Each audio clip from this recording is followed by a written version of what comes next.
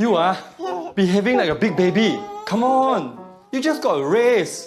Go and buy your own place lah. Don't be a crybaby lah when it comes to getting a home loan. Nah.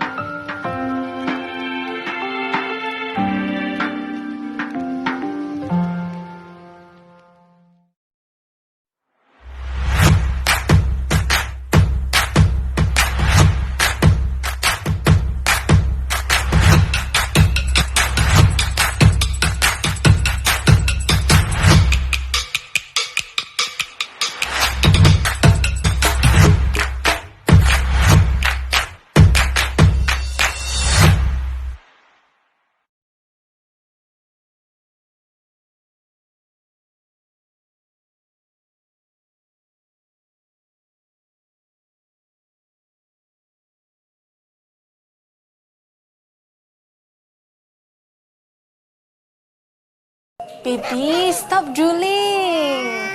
Everyone watching you. Stop it. Calm down. Dear, you're so happy. We found out we're not overpaying for a dream home. Ayo, baby, I love you so much. Goody, goody, goo.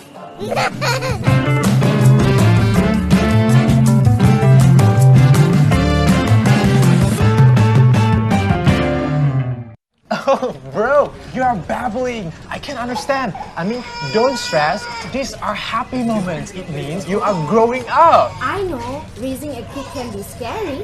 You just need to find a place near to good school, clinic, MRT, shopping mall, and your in-laws. That's all. Hey, wait.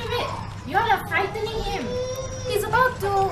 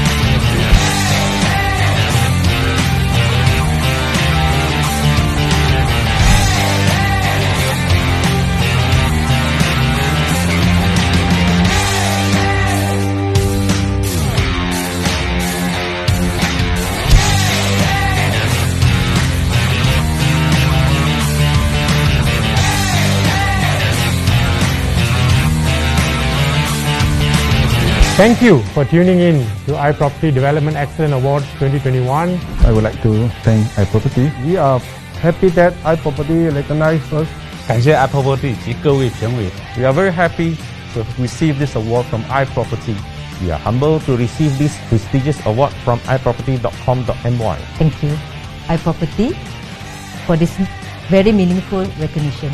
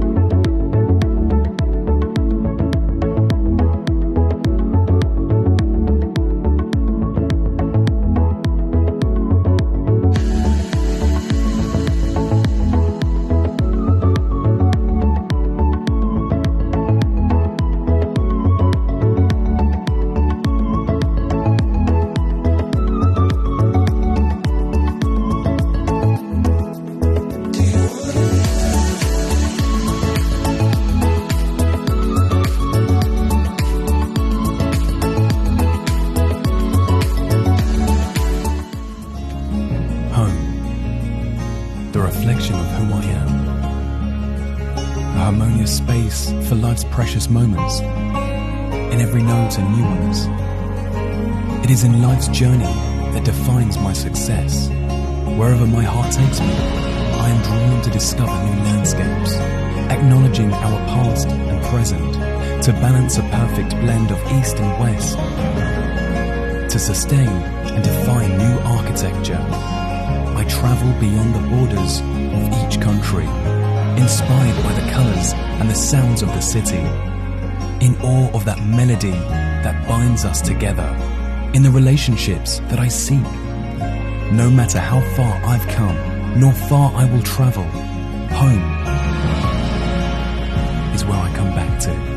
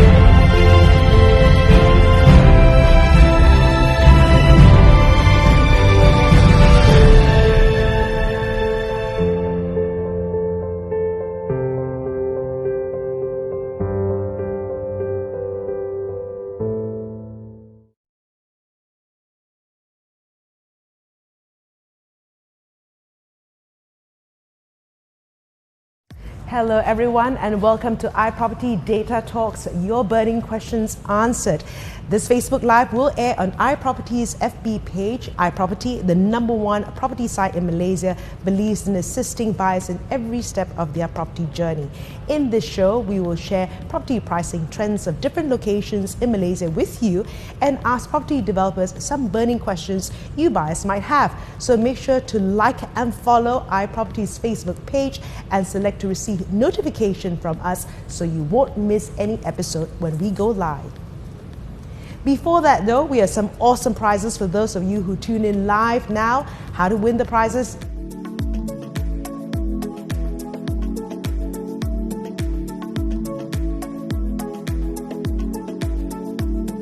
Our first question, which locations' property pricing trends will be discussed today? Is it 1. Cheras, 2. Wangsa Maju, 3. Petaling Jaya, or 4. Old Klang Road? If you've been paying attention, you should know what we're talking about. Our second question, which of the following property development will be discussed today? Is it 1. Quinn, 2. Leiden Green, 3. Park Esta, or 4. Margaretville? What is the name of this FB Live series? Is it 1. FB Live Series, 2. iProperty Data Series, 3. iProperty Facebook Live Series, or 4. iProperty Data Talk Facebook Live Series? And for those of you who have just tuned in, welcome to iProperty Data Talks, your burning questions answered.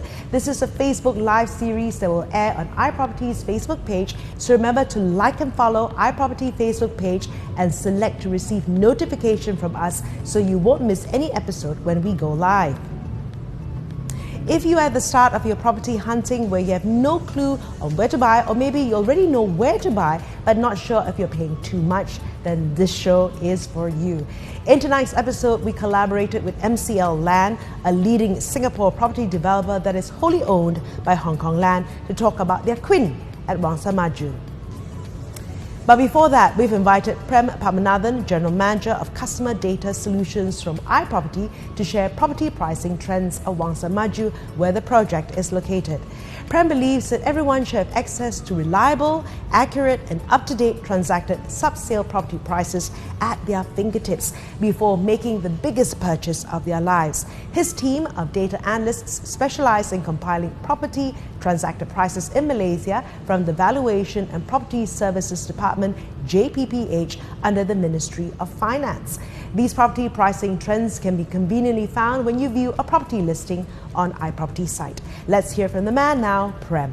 Take it away. Thank you, Freda, and a good day to everyone. Today I'm going to share some market trends and insights on Kuala Lumpur and the transactions and where people are actually buying. And we're going to do a little bit of zoom in into condominiums and into the location of Wangsa Maju, as the project is today is located in an area called Wangsa Maju. And all these insights are going to be based on transactions of sub-sale data. So please do bear in mind and keep that in point when you're making those decisions, because the data which we have today, which is pretty strong from the government, is transacted sub-sale data. And it's going to be based as of last 12 months, as of July 2020. So let's start off by looking at where are people buying in Klang Valley. So here you can see this is a screenshot from bricks.my, which shares all the transaction data in Malaysia today. And here you see all the sub-sale transactions in the area of Klang Valley.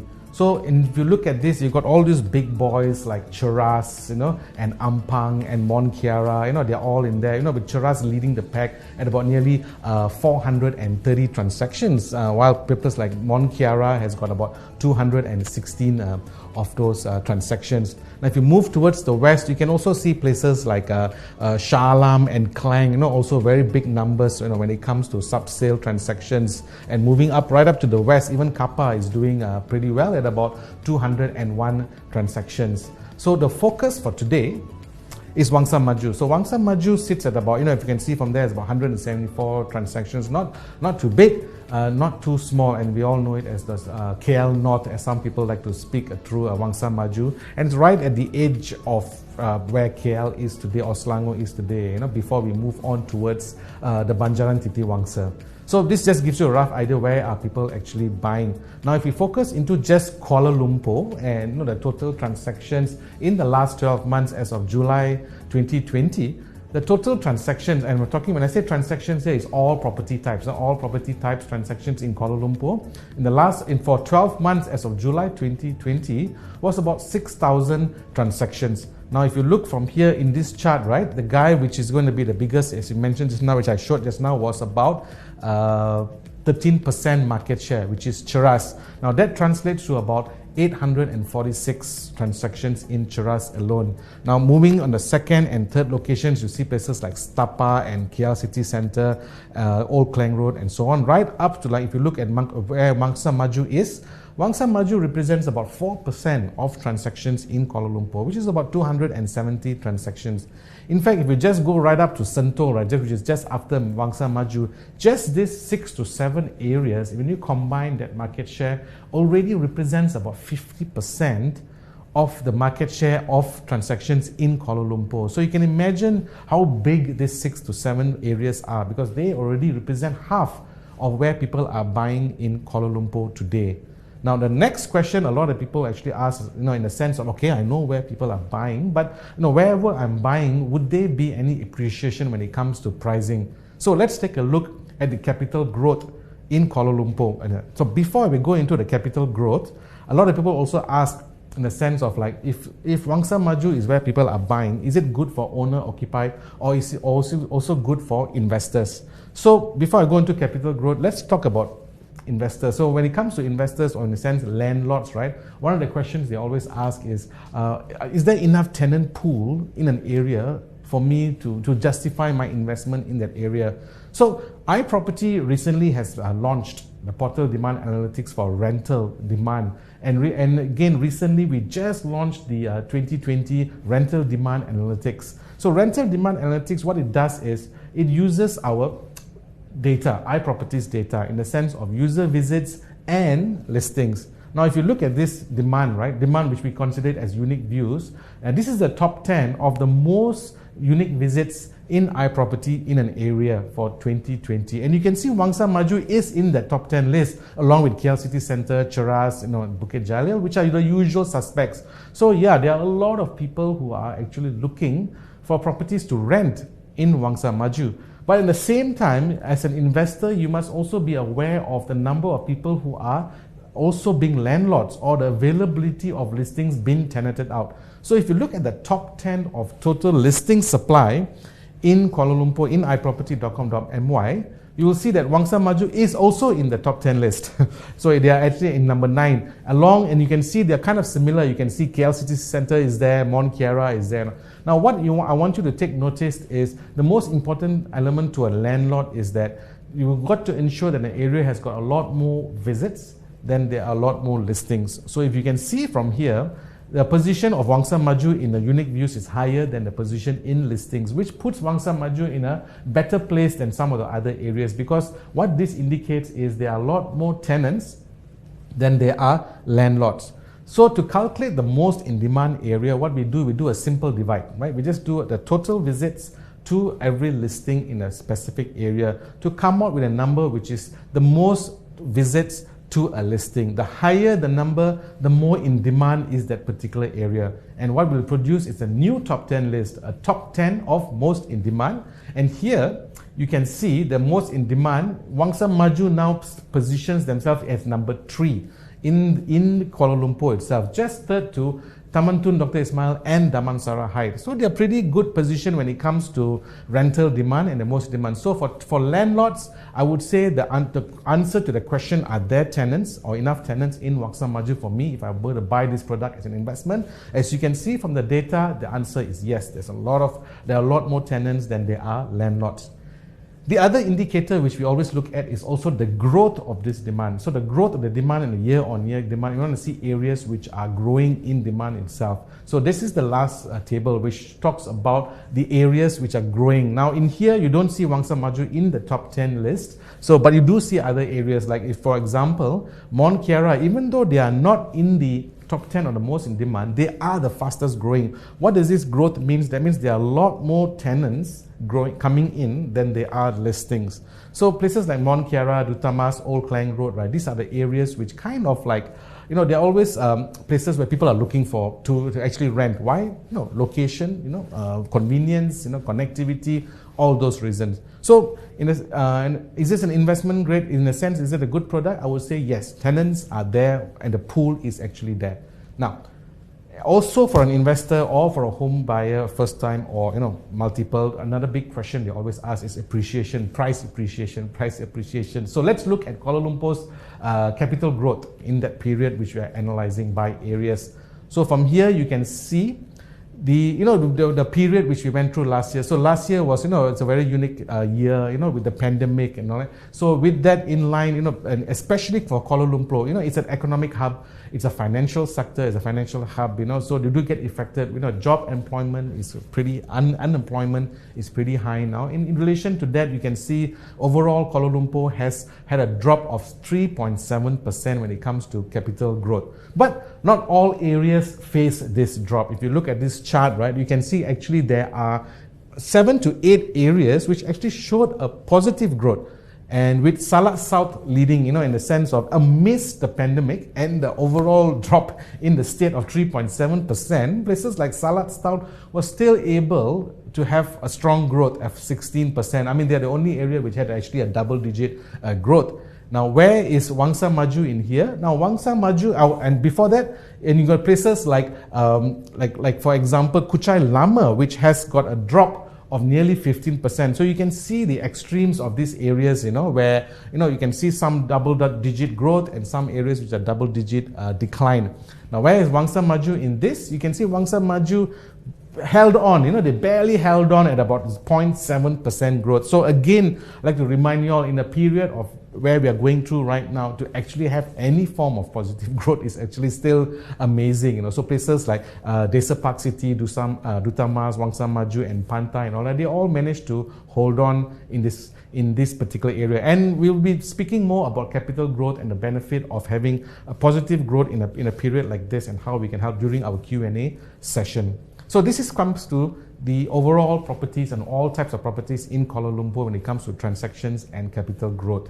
Now, let's zoom into condominiums. So the pricings of condominiums. So another big question a lot of buyers like to ask all the time is like, am I going to be overpaying for my product or for my property? I would like to have some comparison on how much am I paying versus what others are actually paying. So based on that, let's look at the median pricing of condominiums in Kuala Lumpur. And we're going to break it down by area. So these are all the areas again in Kuala Lumpur, and you can see the median pricing for Kuala Lumpur when it comes to condo is about 460 ringgit, right? 460 ringgit. Now in the little dotted line, you can see that's where the median is, and you can see all those areas which are above that line are basically higher than the state median price. Every area which is below the line is priced below the state median price. So starting on the table, you can see from the beginning, right, at the top of the league is Desa Park City. So Desa Park City condominiums are priced at about 865 ringgit per square feet. Now this is again, please, I'd like to remind everyone, this is the median price. It does not mean it is the most expensive area in Kuala Lumpur. It's just that generally people are paying 865 ringgit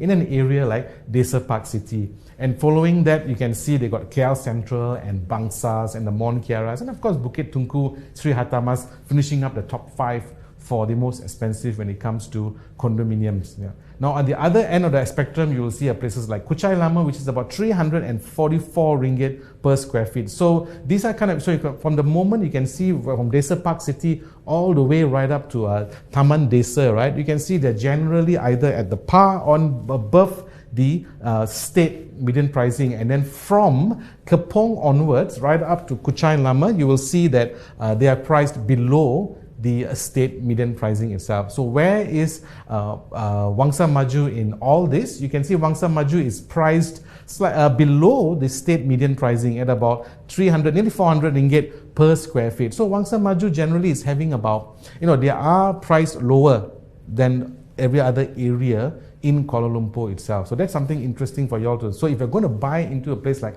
Wangsa Maju, do keep that in note, So because there is a potential for capital growth, especially when areas which are below the state pricing itself. So that's for median pricing. Now let's zoom into Klang Valley, into those specific areas which gives you the rough idea. Now we'll start off with the central. So in the central, we have got the KL city centers, we've got the Bangsas, the Mon Kiara. So KL city center is priced at about 600 ringgit. Now, of course, a lot of people will say, KL city center, where you got 600 ringgit per square feet, all 1,000 over, per ringgit per square feet. Now, do note there are varieties of condominiums in KL city center. We know there are the 2,000 ringgit and sometimes now reaching even 2,500 ringgit per square feet condominiums there, but they are generally when it comes to transactions, there are not many which are priced at that price. So 590 ringgit basically tells you most of the people are paying 590 ringgit. It could be 20-year-old condominiums, we don't know, right? So that's generally the median pricing. Now, if you can see Mon Kiara, price, it has got a bit more premium itself. Again, it depends on the products, right? So if every product is a premium, it's going to bring up the median price itself. For example, Desa Park City. So if you look at Desa Park City, if every product is premium, the median pricing for that is going to be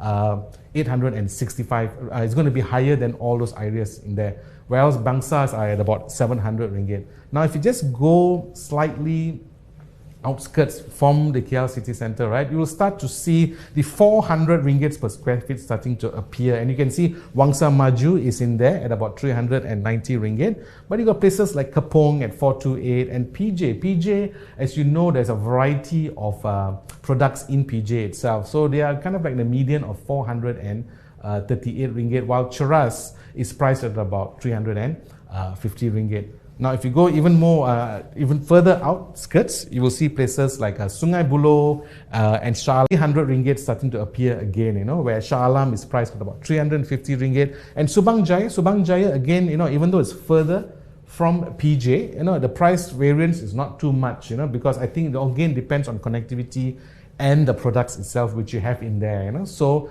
you can, based on this, you have a rough idea of, you're starting right, from about 700 to 600 ringgit, and then if you move away from the city as you're going further away, right, and you can see the price dropping from that point onwards. Now, let's zoom into Wangsa Maju. So if you look at Wangsa Maju, right, so this is the project which we are talking about today is called Quinn.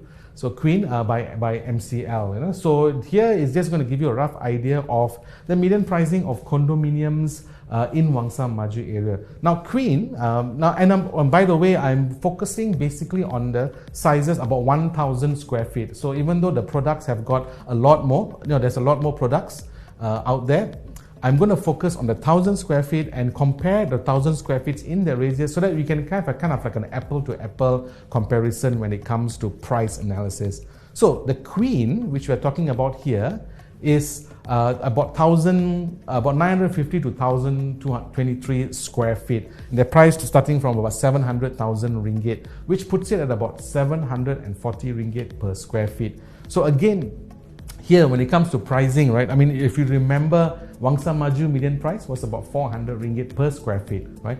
And Queen is priced at 740 ringgit per square feet. So when it comes to the pricing, it is definitely priced at the premium for an area like Wangsa Maju. The question, of course, we need to ask is like, what is it that I'm paying for that's setting it up as a premium? So these are some of the questions which we actually asked the developer. We actually asked MCL, and so please stay tuned for our Q&A session where MCL will be answering some of these burning questions on, why is it price premium, what is the value, and so on and so forth. Now, other than that, we have also placed some of the comparisons of the areas of the condominiums in Wangsa Maju. Now, please, again, bear in mind, these are sub-sale projects. Now, there are new projects out there in Wangsa Maju probably, which we are not putting into the comparison because we don't have the data or the transacted data, official transacted data for primary market. So I'm going to compare a sub-sale just to give you a rough idea. So you can see Desa Putra, which is very, very close to Quinn. Now, they are of course, when it comes to Desa Putra, the age, I'm sure they are, for some of you who know Desa Putra is an old project and all that, they are priced at about 440 ringgit per square feet. So you're going to get a 1,300 square feet unit for about 570,000 ringgit. But again, as you know, new launches and primary market, the features are different, the facilities are different, the concepts are different. So please do find out why is what is different about Queen, and why is it priced very a bit more premium compared to Desa Putra. I also found out that that Queen is actually located just 50 meters away from the LRT station, and they have a connected bridge to the Wangsa Mall itself. So I guess these are some of those elements which later MCL will be talking about. Now you can see there are also other projects around those areas, places like, if you look up and higher a bit, you can see, Menara Alpha there at about 1,200 square feet, at about 340,000 ringgit median pricing. So again, please do the due diligence and go and look at those projects and find out, if it's cheap, it doesn't mean it's good, right? If it's expensive, it doesn't mean it's bad, So please do check out places like Menara Alpha and Wangsa Metro View on those pricings and why is it in a lower price. Again, if you go down, you can see there are two places. One is Villa Wangsa Mas at about 1,300 square feet. Again, it's about 476,000 ringgit. And then last but not least, we have got Rihanna Green East, which is about 500,000 ringgit per square feet. So, and they're all generally about 1,000 square feet in size. So I hope this gives you kind of like a rough idea of pricing from the. So when I brought you all through from Kuala Lumpur, and then we spoke about all the specific areas in Kuala Lumpur itself, and how much you'll be paying for every single area when it becomes the median price, and finally ending it with median pricing in Wangsa Maju itself to give you a rough idea. So when it comes to a project, it's not just about price, right? It's also about value. What is it that I'm paying for? And so do stay in tune for this. I'll be sitting in as well, to kind of like lend in some of those answers to some of those questions. So thank you for spending the time with us today, and I'll catch you at the Q&A shortly. Back to you, Freda. Thanks.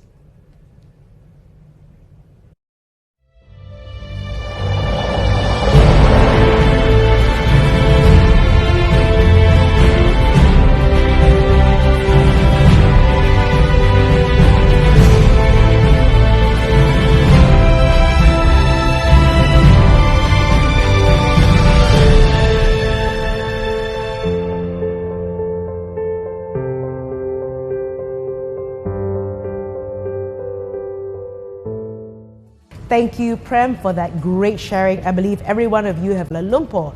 Is it 1, 4, 2, 11, 3, 7, 4, 9? If you've been paying attention to Prem, you will know the answer. The second question is, what is the median price of condominiums in Wangsa Maju? Is it 1, 460,000, 2, 560,000, 3, 660,000, or 4, 760,000? The third question is, what was the compounded annual growth for Wangsa Maju? Is it 1, 1%, 2, 0%, 3, -10%, or 4, 5%? You should have your answer on your fingertips.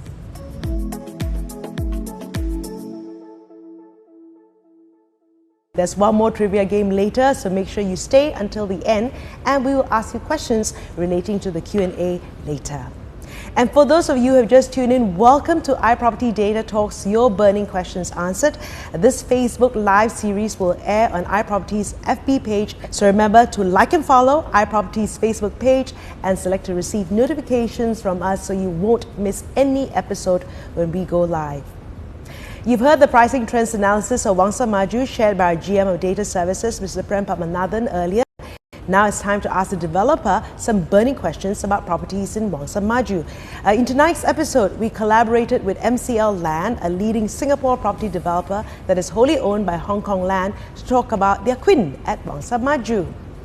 We have with us Mr. Tan Ching Ming, General Manager, MCL Land Malaysia, and Mr. Edmund Lau, General Manager of Project Planning and Development, MCL Land Malaysia, and of course, here with us again, Prem Pavanathan, General Manager of Customer Data Solutions from iProperty, property pricing data specialist, to share some pricing insights about Quinn at Wangsa Maju. So a little bit about Quinn at Wangsa Maju. It is located in the heart of Wangsa Maju. Quinn is a new choice property of city lifestyle within the residential sanctuary of Wangsa Maju, a mere 8 kilometers from KLCC. It is developed by MCL Land, a leading Singapore-based property developer and member of Hong Kong Land. So we'll start. We'll need to find out a little bit about MCL Land. So do tell us who is MCL and what kind of property developer you are, and what's the vision, Mr. Tan? We as a company has been a developer of this Wangsa Maju township for the last 40 years. And initially it was to create a self-contained township. And with the coming of our parent company, who are very good at developing high-end condominiums and dwelling residences in Hong Kong and Singapore, they are bringing a new experience, infusing it into this township for a demand that has not been met. They have been with us as a parent 50%, first of all 50%, and then 100% for the last 15 years. And they bring along with them an international experience and quality. And rest assured that buyers of such properties with their experience will stand to gain. And MCL Land has a long history, working with other partners as well. And you've actually developed a lot of projects within Malaysia, and of course with MCL Land in Singapore, developed projects overseas as well, right? Yes. And some of our projects worth mentioning are like Sri Rena and Wangsa Walk Mall, which is very popular lifestyle mall.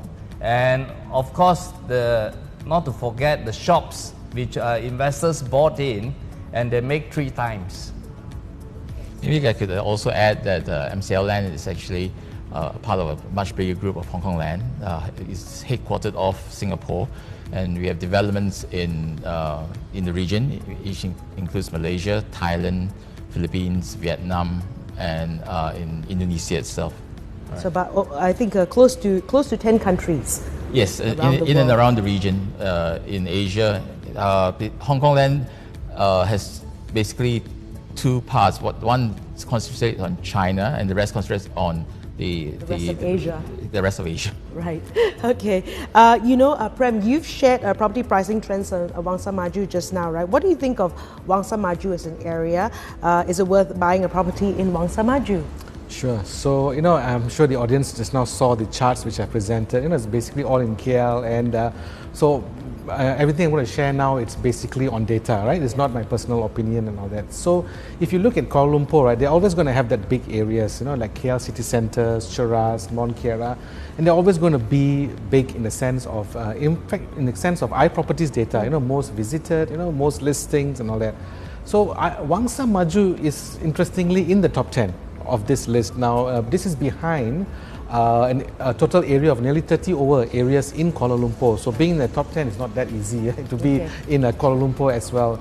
But at the same time, they also are in the top 10 of the most listings. Right. So we're talking about supply and demand, they're quite balanced out there. So the question a lot of people ask is like, are people actually buying then? If there's a lot of supply, fantastic. There's a lot of visits, fantastic. But are people actually buying?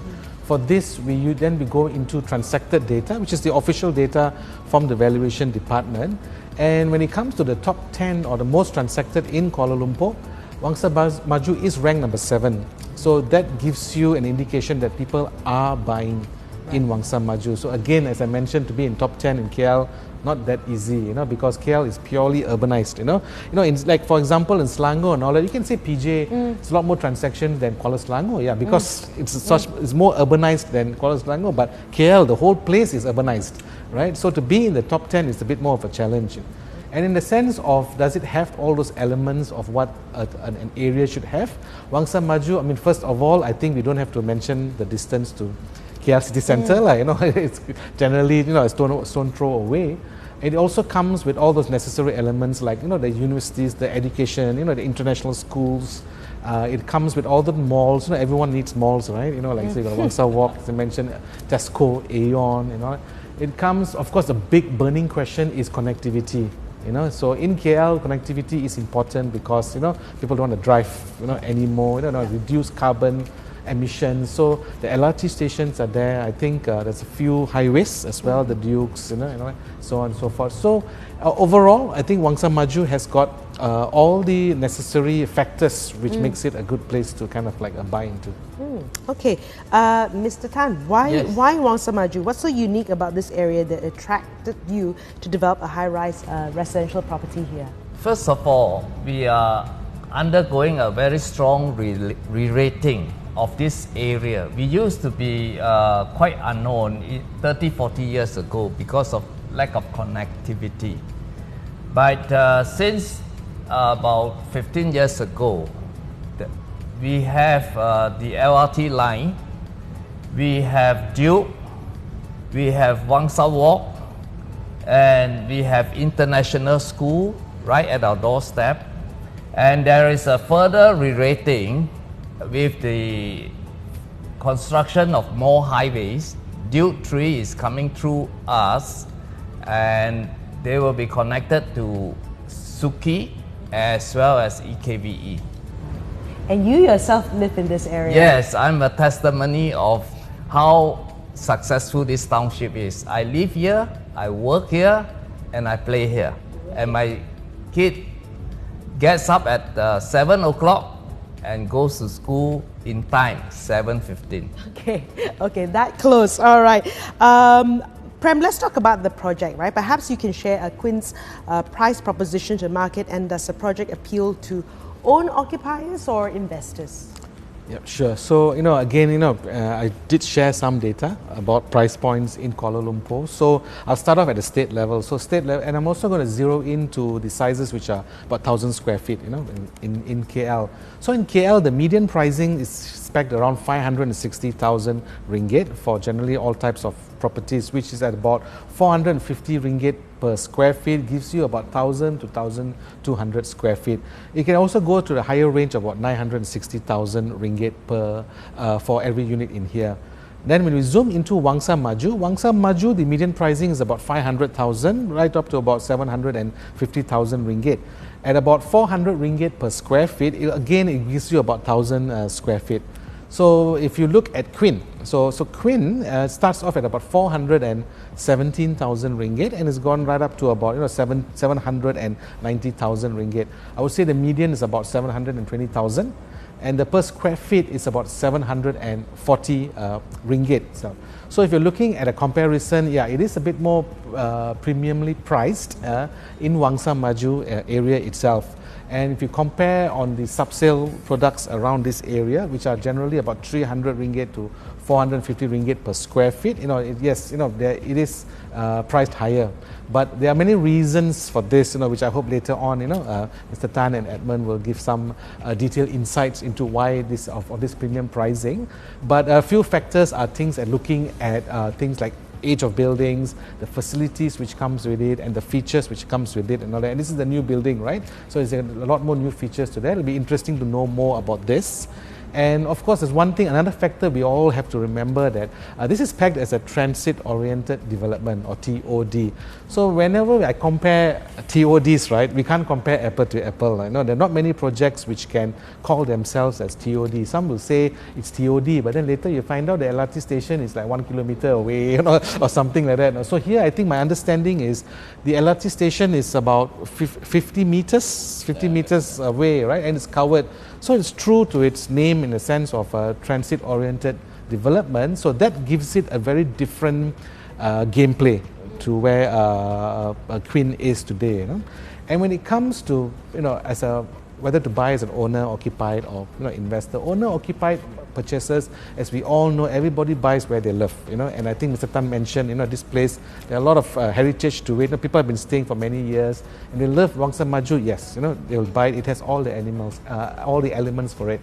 But when it comes to investors, of course, in their mind is rental, and rental income and tenancy. I don't want my units to be there for 6 months without any tenancy.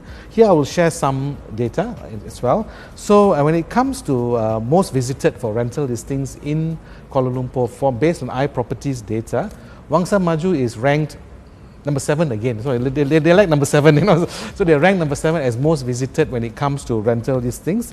But we also have another indicator which is called the demand indicator. So recently we launched the Portal Demand Analytics report, which talks about the visits to a listing. So the more visits there are to a listing, the more demand there is to an area.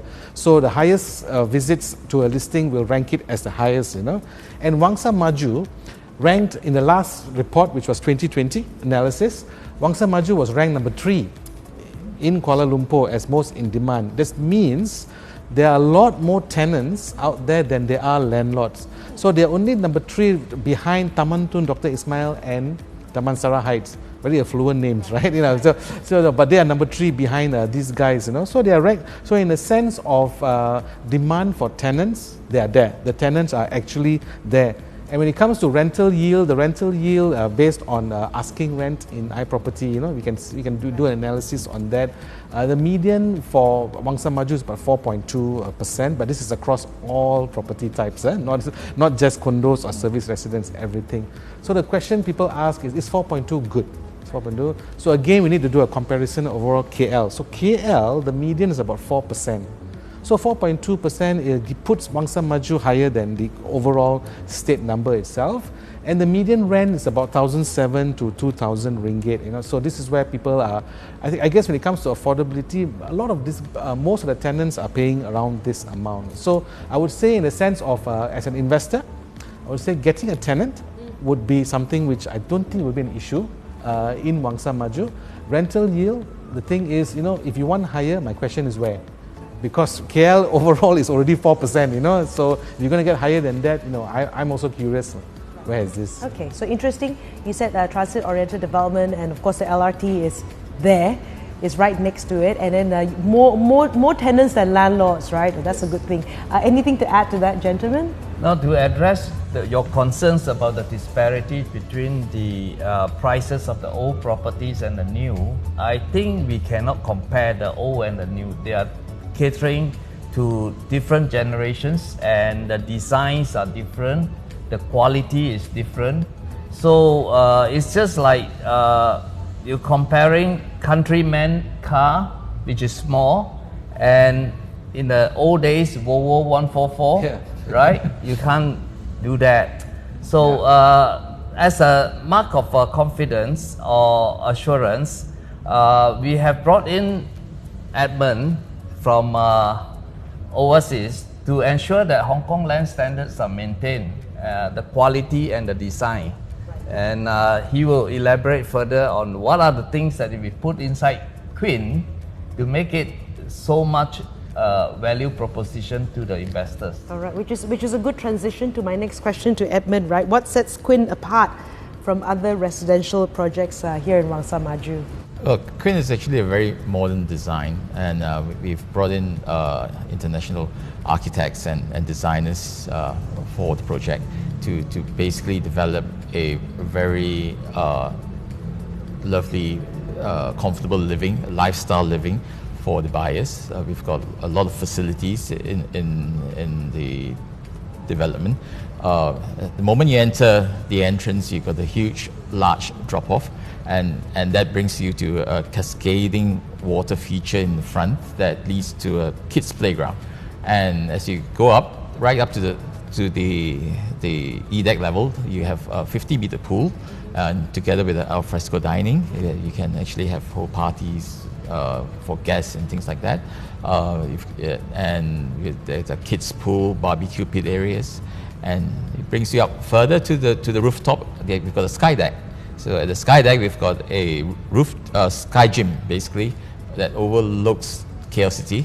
And basically, as you're exercising on the treadmill or on the bicycle, you can actually see the full view of the city. And besides that, we've got meeting rooms, we've got co-working spaces in there. If you need a place to work during a pandemic, hopefully this doesn't go long.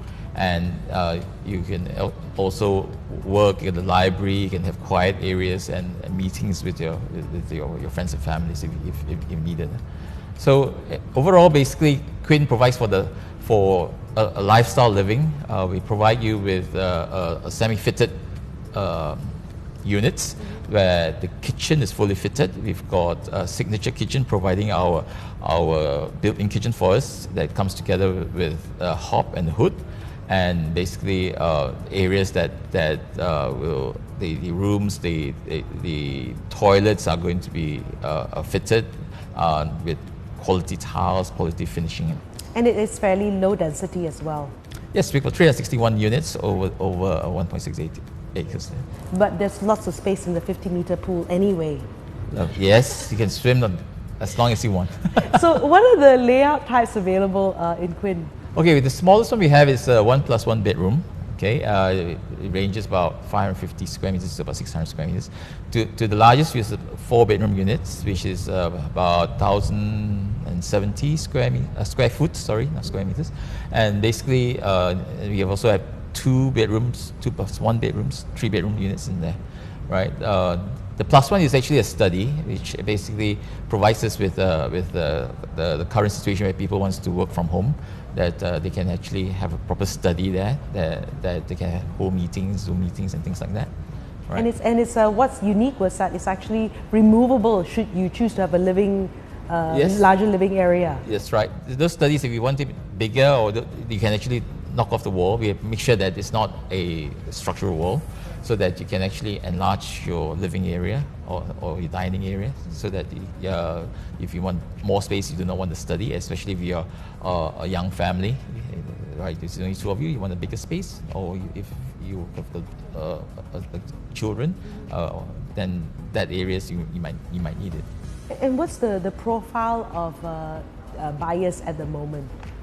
The buyers here are basically, a lot of them are from around Wangsa Maju area and its surrounding areas like Star Park and all.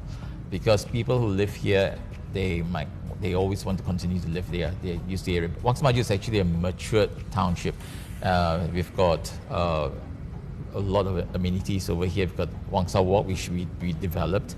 We've got a lot of accessible, a lot of highways here. We've got the Duke Highway running through. We've got the LRT station, which is within walking distance. The roads here are very wide. You do not get any traffic jams in Wangsa Maju. Whether you want to go from here to Star Park, to Melawati, to all these areas are jam-free. Right. So I guess, like as you were saying, that this is a more mature township, so it's very intergenerational, the people that... Correct. And people are buying. A lot of parents are buying for their children to stay nearby them. Right. So they can take care of the grandchildren. Yes, and vice versa. So people have extended families in houses. Now they have extended families in condominiums too, because they buy multiple units in there. Right. Okay, now looks like Quinn offers exclusive living with true convenience. How much is the maintenance fee?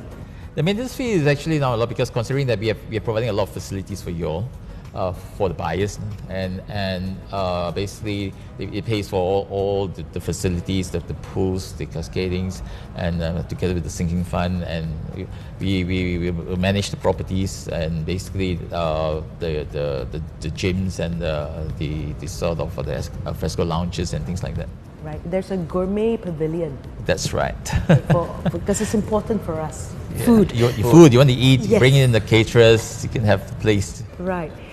Prem, given that Wangsa Maju is a mature area, right, what do you think of the price appreciation for the area given the land scarcity? Sure. So, when we speak about scarcity, right, and density and all that, so one of the indicators to tell you how dense it is the types of properties which is on it. So I did analysis on this. 70% of property transactions in Wangsa Maju is high-rise, the condos, the service residences, the apartments and all that. And terrace houses represents only about 14%. So this is very different if you're going outskirts, like PJ, Subang, Klang and all that. Majority, 50%. In fact, Malaysia, 50% of people buy terrace houses, right? So landed. So this gives you an indication there's not much land in areas like Wangsa Maju. So that's why high-rises are a bit more popular. Now we're talking about capital appreciation or pricing. The last 1 year, I think we all know what happened in the last 1 year. So it was no surprise that KL showed a drop in pricing overall for all property types, and the drop was about 3.7%. Now, what is interesting is that amongst this pandemic and this drop and all that, right, Wangsa Maju actually held strong. They held strong with a slight modest growth of 0.7%, and generally there are only 8 areas in KL. I mean, I mentioned KL has about 30 over areas. There was only 8 areas in KL which showed some form of positive growth, and Wangsa Maju was one of it. But just talking about the last 1 year is not fair to speak about the area. So I'll just share with you on the compounded annual growth. In the last 6 years, for Kuala Lumpur, it stood about 4%. And I think we all know that also that the last 6 years, the market, was flooded with this overhang issues, and we had a peak, in 2014, and 13. After that, it started to slow down a bit. So did capital growth. But again, we want to see where was Wangsa Maju in this, right? So overall, KL was 4%. Wangsa Maju's compounded annual growth was 5%. So if you look at this, right, the last 1 year and the last 6 years, Wangsa Maju has always been a step ahead of overall KL. 3.7% drop, 0.7 increase, 4% capital growth, 5% capital growth. So the big question is is this a good opportunity for me to buy, in the sense of appreciation? So we all know today, if you're, in the property market, we always speak through this property clock. And where are we? 12 o'clock is the peak and 6 o'clock is the bottom, So I think, I've shared this many times in, in different avenues, and clearly the data points that we are at the bottom of the clock, which is 6 o'clock, So from that point onwards, there's only one way forward, which is upwards, 7 o'clock, and 8 o'clock and all that. And one of the indicators is price starting to decline, and you can already start to see that. So if in the next year or 2 years or 3 years, right, if the market is starting to shift, the question is, where are you, in a sense, in relation to everyone else? So today Wangsa Maju is not showing any signs of decline. They're still, even how bad it is, even with pandemic, even with MCO, right, they're still basically holding on at 0.7% increase, right? So when the market starts to shift, and being in a place where it is already showing positive growth, it basically gives you a head start from everyone else. Now imagine there are places which has got a decline of 15%, 20% and all that. Now if you're starting there, it takes a longer journey. You first need to come back to no capital growth and then some appreciation. But today Wangsa Maju has already that appreciation. So they're going to move a bit faster than everyone else in respect to KL areas. So the answer to your question, I think buying in Wangsa Maju in the sense of KL, I think it's a pretty good decision in the sense of where the data is pointing towards too. So, for those who are interested to buy a unit or two, any promotions for buyers at the moment? Yeah, we just started a promotion where you can actually, for 1,000 ringgit, you can start to choose the unit that you require. We've got units that are still available. You can always come to our lovely show gallery here in Wangsa Maju, which is just adjacent to the Wangsa Walk Mall, and we've got show units where you can see what we can do with the apartments. We got 2, 3, and 4 bedroom units here, and we have got mystery giveaways. We've got some vouchers to give away as a gifts for those who booked. So hopefully we get people to come and visit us. You're more than welcome to do make an appointment to come by. Right. Thank you so much, Mr. Tan, Edmund, Prem. Do visit the sales gallery. It is really, really nice. So I'm sure this session has given a lot of insight to potential buyers in Wangsa Maju. So stay tuned as we'll be giving away some prizes for those of you who paid attention. Stay tuned.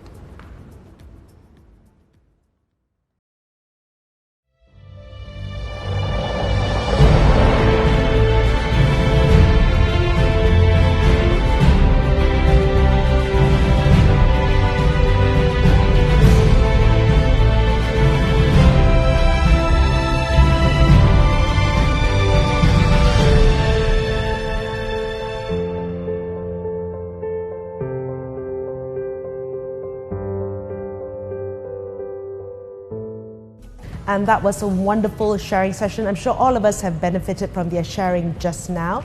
So now comes the time everyone's been waiting for, a trivia game, and here's how to win the prizes.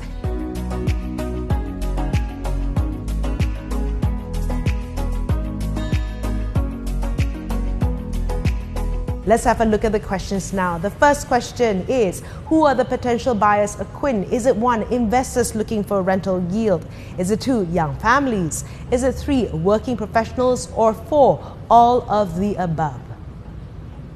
Our second question is, how many levels of facilities are there in Quinn? Is it 1, 2, 2, 3, or 4, 4? Our final question is, Quinn is connected to which LRT station and how far? Is it 1, Sri Rampai LRT 100 meters, Sri Rampai LRT 500 meters, Wangsa Maju LRT 100 meters, or 4, Wangsa Maju LRT 200 meters? It's very close. Thank you everyone for watching iProperty Data Talks today. We will see you again where we'll share insights on properties, pricing trends in other areas, and discuss more about upcoming projects there. So make sure to like and follow iProperty's Facebook page and select to receive notification from us so you won't miss any episode when we go live. Have a good night.